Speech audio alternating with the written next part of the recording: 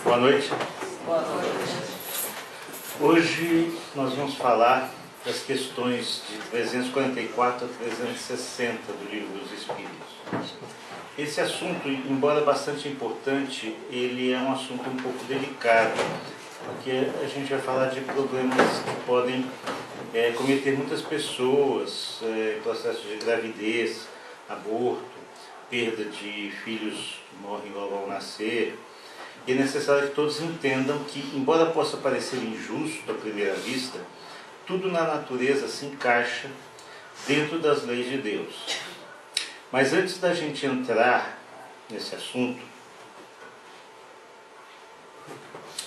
nós vamos falar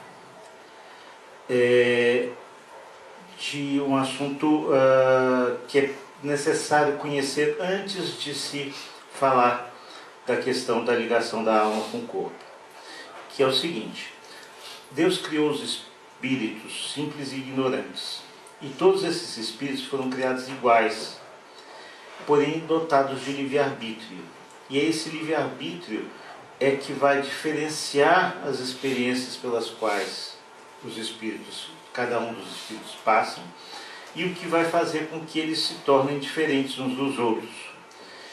E o destino de todos os espíritos é a perfeição espiritual.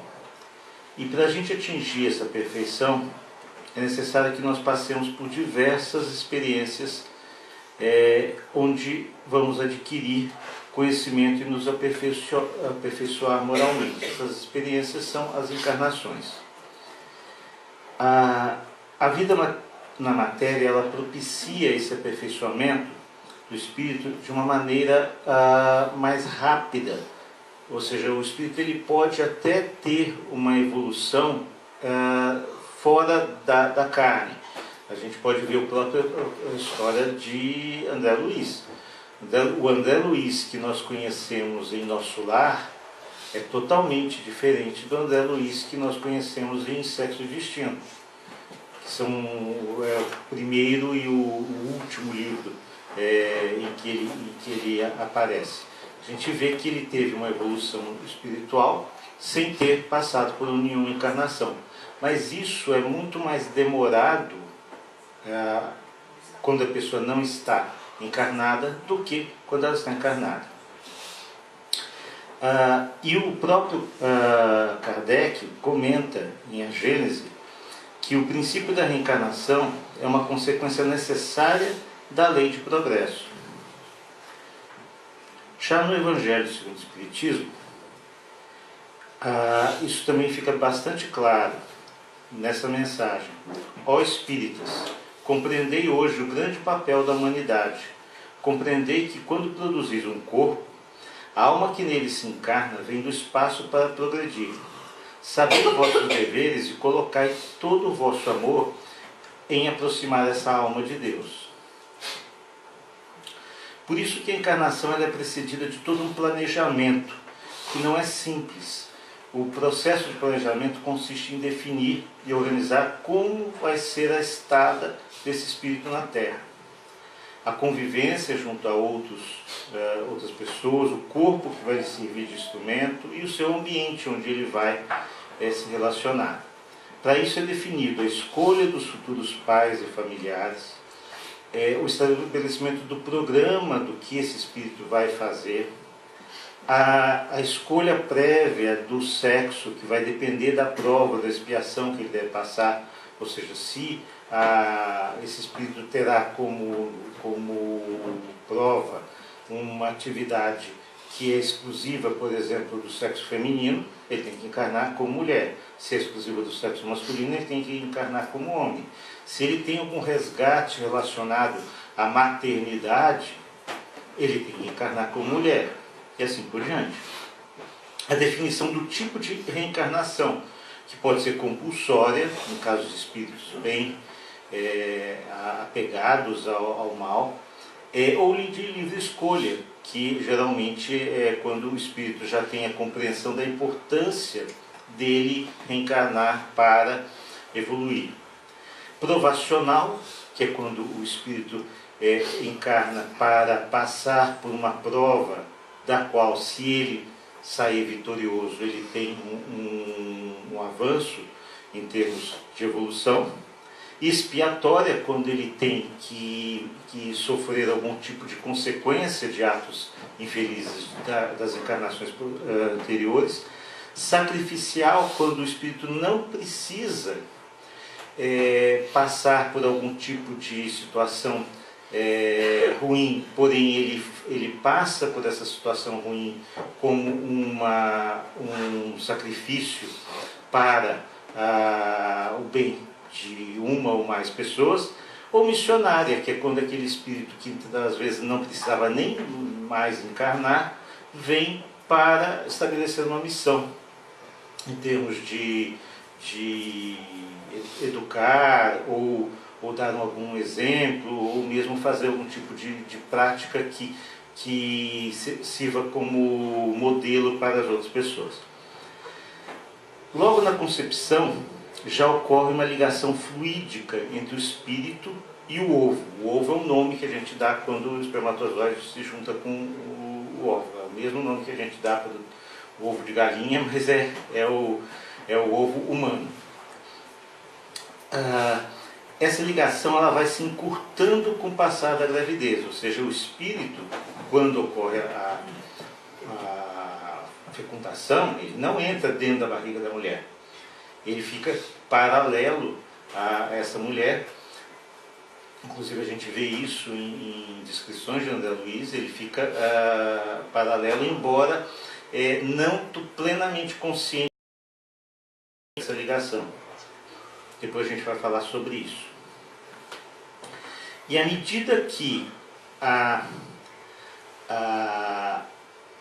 gestação avança, essa ligação entre o espírito e o ovo, que já não é mais ovo, é um embrião, e já não é mais embrião, é um feto, vai diminuindo até que esse espírito passa a habitar, né, o corpo da criança que está dentro da barriga da mãe.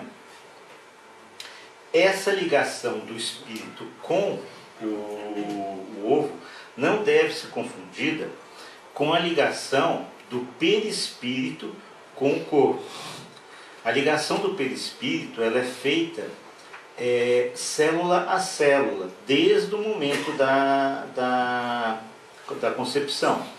Imagina, por exemplo, se você pega uma árvore imensa, que está totalmente sem folhas, e que alguém chegasse para vocês e dissesse: agora vocês vão colar uma folhinha, né, em cada lugar onde deveria ter uma folha, até essa árvore ficar parecendo uma árvore normal.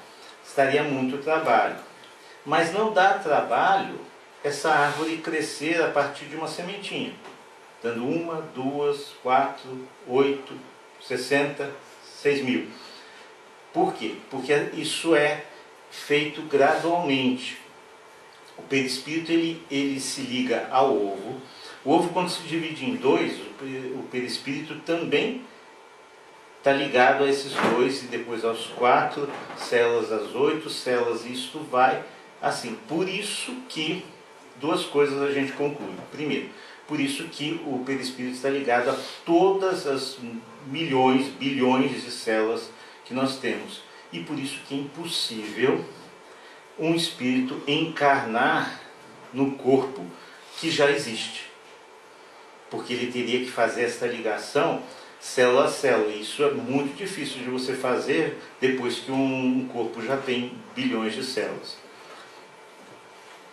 Então, existe a ligação do espírito ao corpo, que é essa que eu falei, que tem um laço que vai se estreitando, e a ligação do perispírito ao corpo, que é uma coisa imediata e que vai acompanhando o crescimento desse embrião. Essa união entre o espírito e o corpo ela é definitiva e insubstituível. Ou seja, uniu. Não tem também aquela história de desistir e entra alguém no lugar. Também não existe isso. Se alguém viu alguma coisa nesse sentido em algum livro, jogue o livro fora. Isso não existe. Se o espírito, por algum motivo, abandonar este embrião, o embrião morre. Não tem vice nessa história. E sempre que isso acontecer, resultará num aborto, porque sem espírito esse feto não chegará a termo. E se chegar a termo, ele não sobrevive, ou seja, ele não chega nem a ser considerado, é considerado, o termo técnico é natimorto, ou seja, nasceu morto, porque ele não chega a ter vida. A maioria dos casos de aborto, na verdade, não é porque o espírito que iria encarnar desistiu, não. A maioria é de natureza física mesmo, né? Por causa de algum tipo de anormalidade do embrião, algum tipo de doença, algum tipo de incompatibilidade, e isso geralmente constitui uma prova para os pais.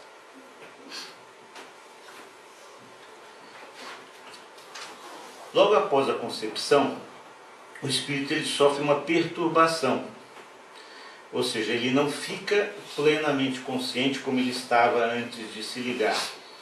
E essa perturbação ela vai crescendo à medida que a gravidez avança, até chegar um momento em que ele fica num estado muito parecido com o do espírito durante o sono do corpo.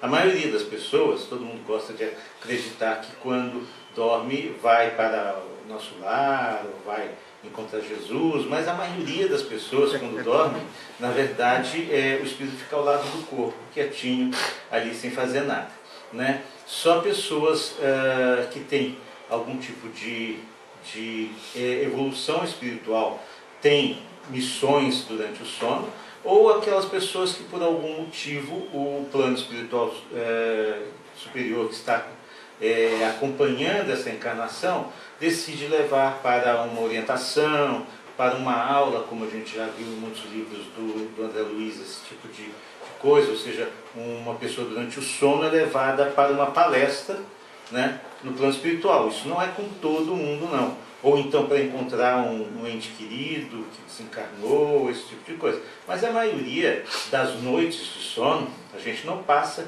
passeando, não. A gente passa ao lado do corpo, também num estado semelhante a esse estado que o espírito fica ao lado da mãe, da futura mãe.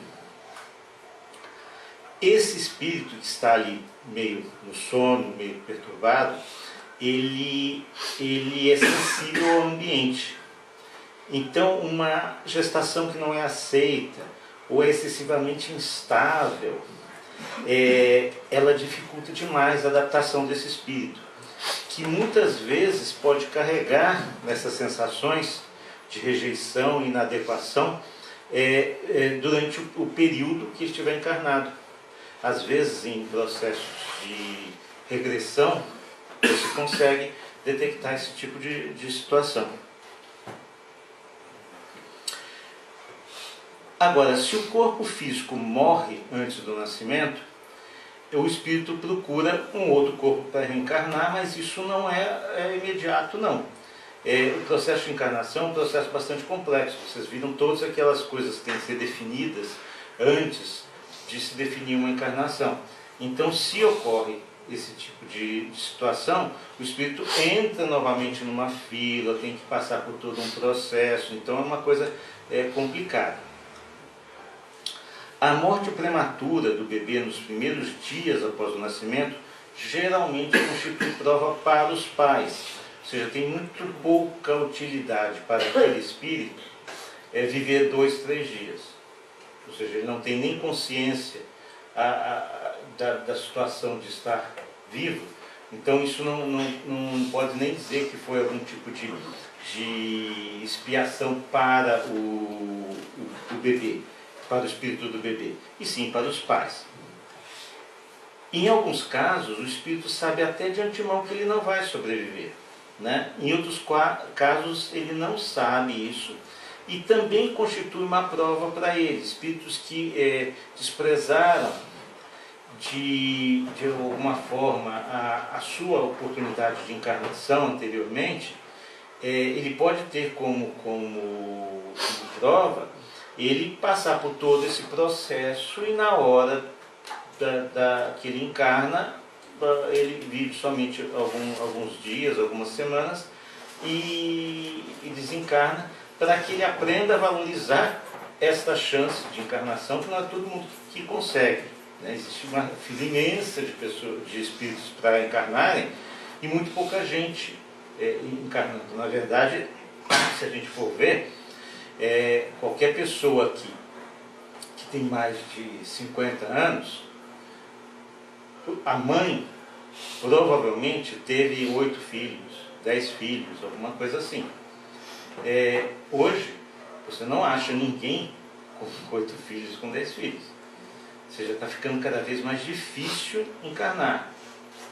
Então, se está ficando cada vez mais difícil encarnar, existe uma fila de pessoas querendo encarnar. Então, quando a pessoa despreza essa oportunidade, ou seja, desperdiça uma encarnação que ela teria oportunidades e ela acaba desperdiçando de alguma maneira, não é só a questão de suicídio. Todo mundo deve estar pensando em suicídio, mas não é só suicídio. Tem pessoas que passam a vida como se estivesse a cruzeiro, né? Ou seja, a pessoa, se alguém for escrever alguma coisa na lápide, né, vai pegar e falar, olha, nasceu, viveu, se alimentou e morreu. É a única coisa que tem para dizer. Essas pessoas, posteriormente, terão que aprender a valorizar uma oportunidade como essa, que não é fácil de se obter.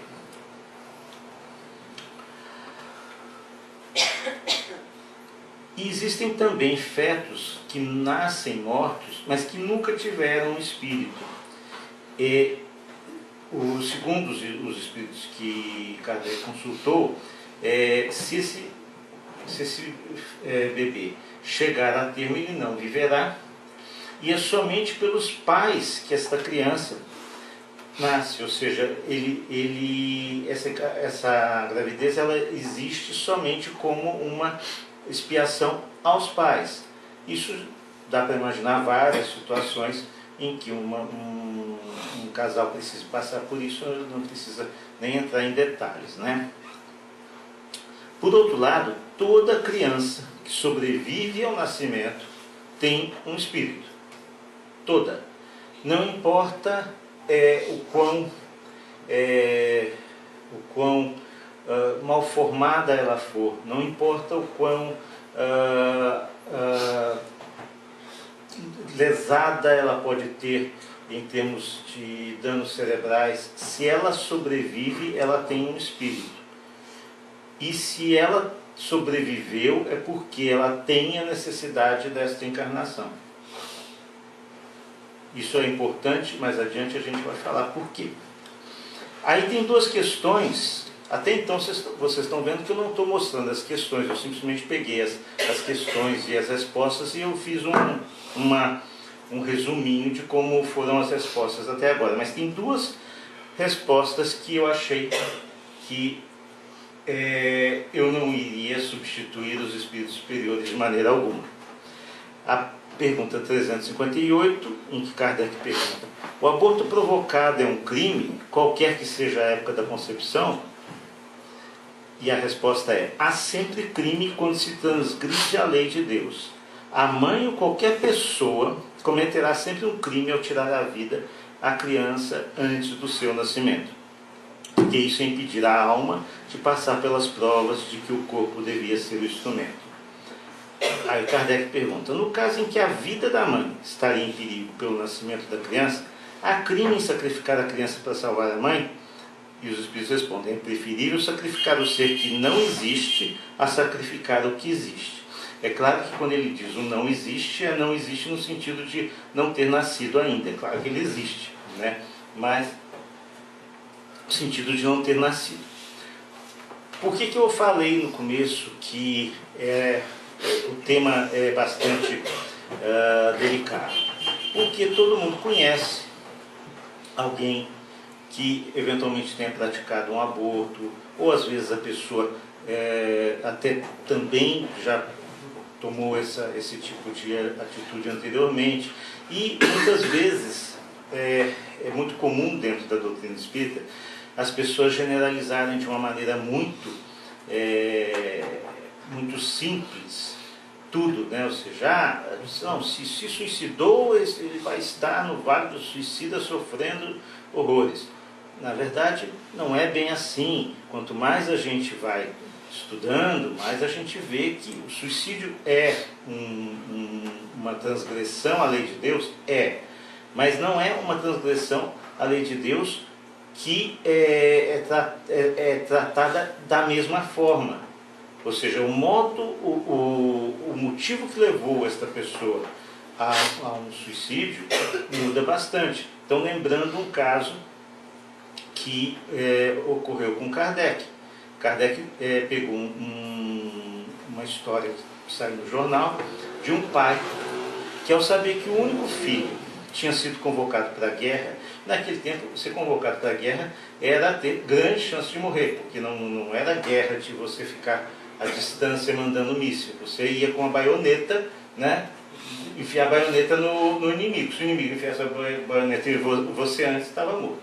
E também era uma época em que, se você se machucasse, você não tinha antibiótico, você pegava uma infecção e morria. Então, na verdade, convocar para a guerra era uma coisa muito séria. O pai, desesperado com isso, se suicida, porque existe uma lei que dizia que o filho de viúva, filho único de viúva, não podia ser convocado. E com isso ele salva o filho de ser convocado. E Kardec pergunta se esse pai sofreria as mesmas punições de uma pessoa, por exemplo, que tivesse se suicidado porque foi à falência, ou porque estava desesperada com uma doença que ela achou que não iria conseguir a cura, que nas duas situações uma revolta contra a providência divina. E a resposta deles era o seguinte, que era uma infração às leis de Deus, mas que seria levado em consideração que ele não estava fazendo isso para que ele fugisse de uma vergonha, alguma coisa assim. Ele estava fazendo isso pensando no melhor para o filho dele. A mesma coisa a gente tem que levar em consideração em relação ao aborto. Veja, muitas pessoas não têm o conhecimento que nós temos. E muitas pessoas que são espíritas não nasceram espíritas. Elas muitas vezes estão vindo de ou outras religiões, ou de nenhuma religião. Então, muitas vezes a pessoa faz uma coisa inadequada sem ter conhecimento de que essa coisa está errada. Então quer dizer que se eu faço algo errado sem saber, eu não sou punido? É claro que é punido, mas que isto leva-se em consideração que uma pessoa que não sabe que há algo errado é diferente de alguém que sabe que há algo errado. Vocês têm que imaginar o seguinte: um selvagem vivendo numa tribo indígena que mata um outro selvagem da tribo rival, não é a mesma coisa que um de nós matar uma outra pessoa. Ele está fazendo uma coisa que ele acha que é importante para ajudar a sua tribo. Nós sabemos as consequências de um assassinato. Então, cada um vai ser julgado de acordo com o seu grau de conhecimento. Então isso é importante para poder as pessoas não ficarem com aquela ideia de meu Deus, agora o que eu faço? Que é muito comum. A pessoa, quando conhece a doutrina espírita, às vezes até tem medo porque fez coisas que ela está aprendendo que não são muito adequadas. A segunda pergunta, essa na verdade é meio óbvia, até a lei brasileira prevê isso. Uma das situações que a lei brasileira prevê e considera legal o aborto é para salvar a vida da mãe.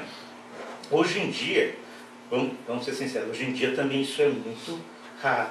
É muito raro você ter casos em que você não consegue preservar a mãe e o filho ao mesmo tempo, né? Então isso tá ficando meio incomum.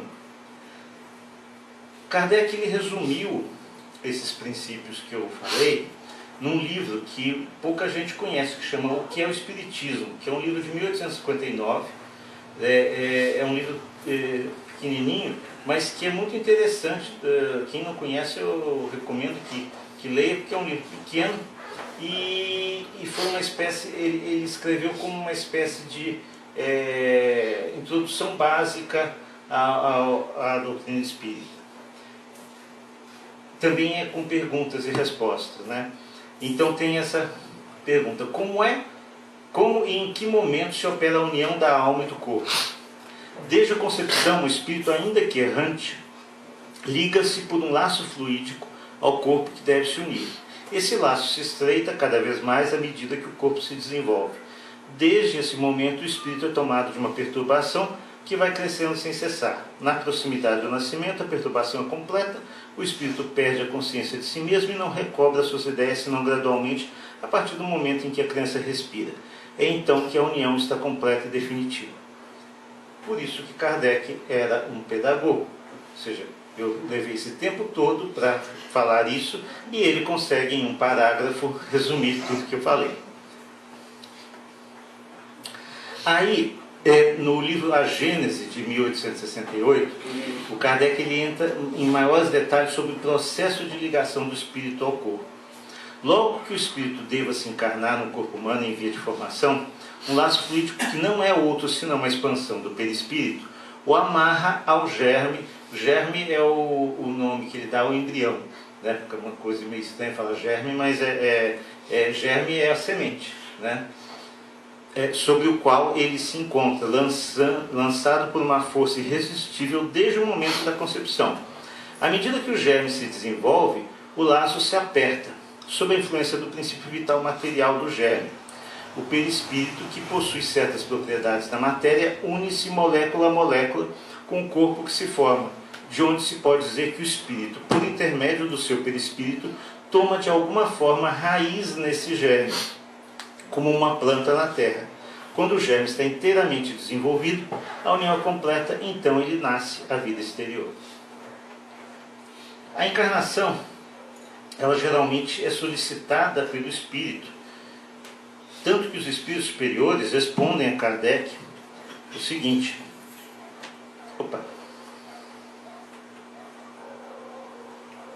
que o espírito, uma vez encarnado, não pode lamentar uma escolha de que não tem consciência, mas pode achar muito pesada a carga.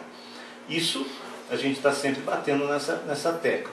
Se você está achando que a sua vida está pesada, reclame com você, porque foi você que escolheu.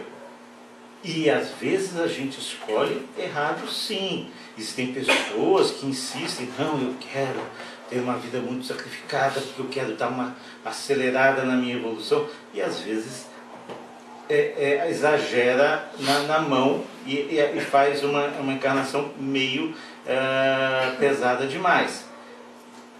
Como nós temos livre-arbítrio, provavelmente alguém deve ter dado uma orientação, mas se a gente bater o pé, nós encarnamos com o fardo que a gente escolheu. Então a gente não pode reclamar. E por fim,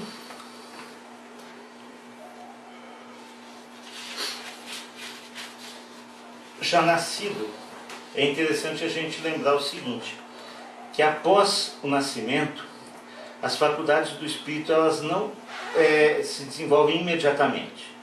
Elas vão sendo desenvolvidas gradualmente junto com o desenvolvimento dos órgãos. Por quê? Porque o espírito não consegue se manifestar num cérebro de uma criança de 2 meses. Por exemplo, só para usar o cérebro, que é a minha área, o cérebro de uma criança ele só termina totalmente a sua formação em termos anatômicos, não estou falando nem em termos de conexões, que é uma coisa mais microscópica, por volta dos 2 anos. Por isso que a criança só começa a andar realmente sem cair, né, aos 2 anos, que é quando o cerebelo dela está totalmente... É uma criança que cai com facilidade. Vocês quem tem filho já reparou isso. A partir de 2 anos é que ela corre e não cai. Antes disso ela corre, né? E geralmente tropeça e cai. Isso serve para todos os órgãos.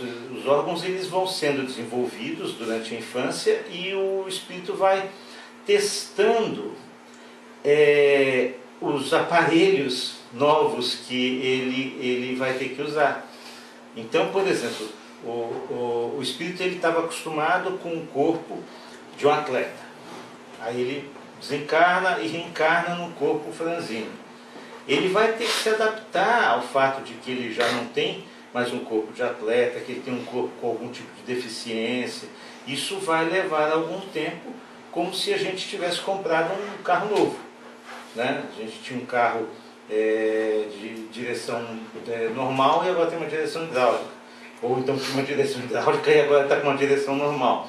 Então a gente vai pegando o jeito de como dirigir aquele corpo. E por fim a gente vai para a última resposta dos espíritos superiores deram para Kardec, que é da pergunta 360. Será racional ter-se para com um feto as mesmas atenções que se costuma dispensar ao corpo de uma criança que viveu algum tempo? Isso é uma pergunta em relação se você deveria enterrar o feto, se você deveria ter velório, esse tipo de coisa. Mas eu depois vou comentar porque que eu acho que essa resposta tem uma importância muito grande para os dias de hoje. Em tudo vede o cumprimento da vontade de Deus. Não trateis, pois, desatenciosamente coisas que deveis respeitar, porque não hão de merecer respeito às obras incompletas da criação, uma vez que se não se completaram, é que assim quis o Criador. Tudo ocorre segundo os seus desígnios e a ninguém é lícito julgar desses desígnios. A mesma resposta serve para crianças anencéfalas. Ninguém tem o direito de descartar uma criança portadora de qualquer tipo de deficiência, mesmo uma deficiência grave como a anencefalia. Recentemente eu vi o caso de uma criança com anencefalia que já completou 8 anos. 8 anos. Ou seja, a Marcela, que é mais conhecida de todo mundo, que tem até vídeo no YouTube, ela chegou aos 2 anos, mas esse menino chegou aos 8 anos. Então, você argumentar que essa criança vai durar somente algumas horas e, portanto, ela não merece viver, você se arvorar de Deus no lugar de Deus. Boa noite.